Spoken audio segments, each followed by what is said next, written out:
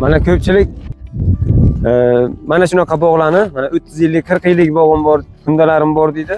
Buni deydi kundakam qilib, tagiga boshqa ko'chat, yangi bog' qilmoqchi bo'ladi.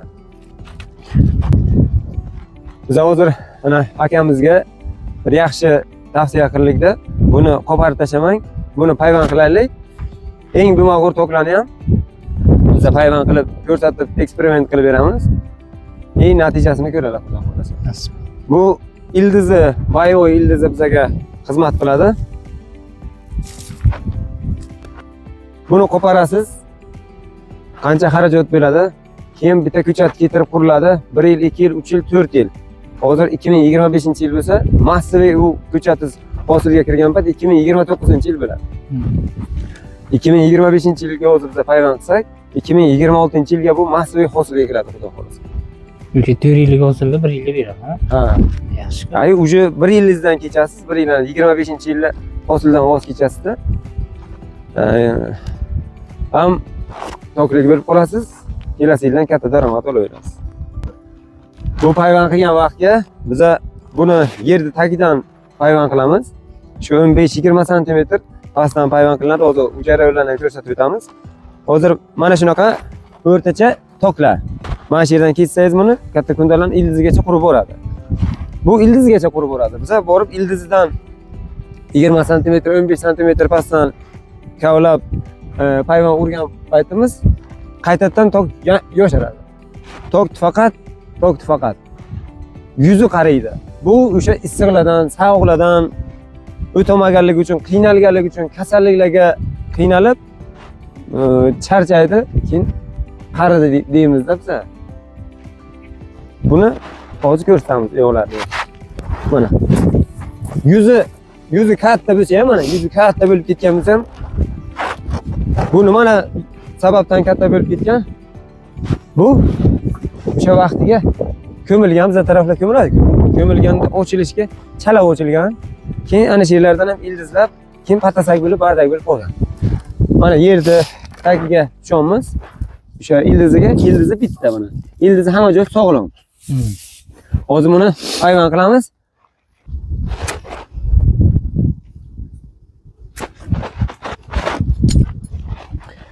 Payvand qilayotgan vaqtga yana bir sekretlardan bittasi. Mana bu kurtak anaqasiga turibdi hozir, ha? Mana shunaqasiga turibdi.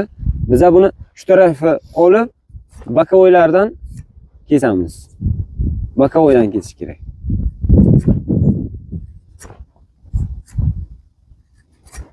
Mana shuna qilib konusini qilib kesib olamiz.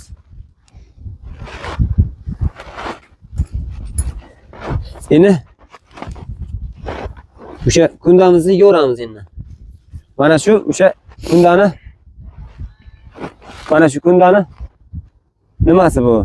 Tepasi. Mana bu pasti. Tokni o'zi buralib ketganligi uchun biz iskana bilan qayerdan topamiz? O'zi izi bo'ladi-da. Izi bo'ladi, mana yaqinroq keltirib ko'rsangiz, yo'llari bo'ladi. Yo'llarini topib uriladi.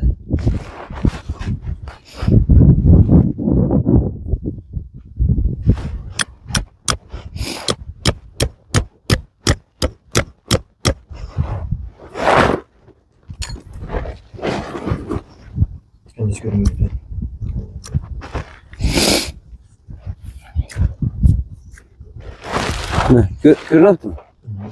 Avatar quramizda o'zi, ha? Ha, avatar quramiz. Mana shu iskan yorilgan joyga konus simon qilib qilgan nimamizda. Mana buni birinchi po'stini oldik. So'xta po'sti bo'ladi-ku. Shuni olamizda. Mana oq bo'lib qolgan joygacha qo'ydik. Endi tiqdik. Yuzi bilan yuzi barobar bo'ldi, ha? Yuzi ko'rinibdimi? Yuzi bilan yuzi barobar bo'ldi. Endi iskanamizni sekin tortamiz.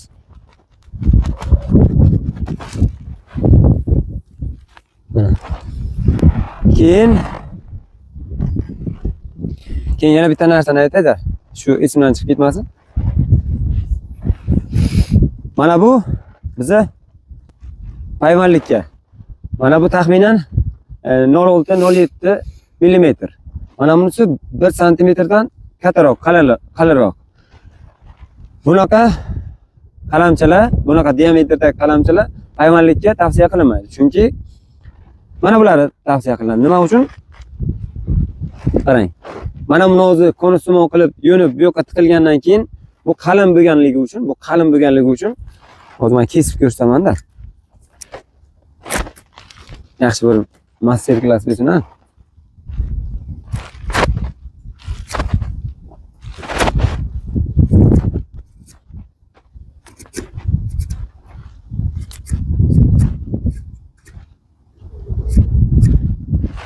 Mana buni bu yoqqa tiqsak, mana bu yerda ko'rsing debdi. Mana bu iskanamiz yorilgan joyi, o'zi xoti bilan yorilgan joyi. Qalamchamizni qo'yib iskanani qaytib tortganimizdan keyin qanday yorilgan bo'lsa, egri bugri qilib, shuni qaytib bu qalamchani shu holatga qo'yib qo'ydi-da.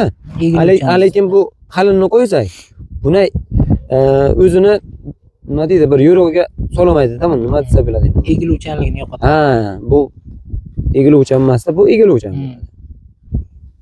Mana bu qalin narsa. Shuning uchun 0,5-0,8 egilishga moyilroq bo'ladi.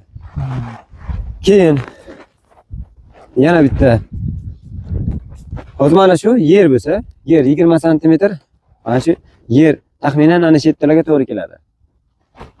Yerdan shuncha 20 santimetr, 25 santimetr chuqurlikka uramiz, ha, qalamchani. 1 yildan keyin bu yerga tegib turgan joydan ham ildizlab ketadi. O'zidan tomir chiqaradi, svarka qilingan joy pastga qolib ketadi.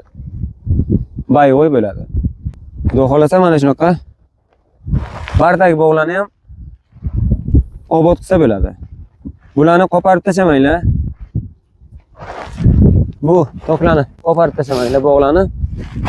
Bularni bemalol yaxshi boqqa rekonstruksiya qilsa bo'ladi. Mana avatar qalamcha o'rnatdik. 1 yildan keyin mana shu bog'imiz avatar bog'ga aylanib qoladi. Rahmat. Bir kun bering. Bu qalamchamiz juda nozik turibdi hozir. Mana bunday mayin tuproq qilib, keyin sekin joylashtiriladi. Tashlaymiz sekinlik bilan. Hech qanaqa biror narsa ulash kerak emas. Keyin yana bir narsa-da. Hozir mana shu yorilgan joy bor-ku, mana bu yorilgan joyni ko'rsinglar. Mana bu yorilgan joyda. Ko'pchilik so'raydi. Yorilgan joyda ko'pchilik so'raydi. Nimaga qo'ysak bo'ladimi? Nimadir qo'ysak bo'ladimi? deydi. Bu tokda ham organizmi bor.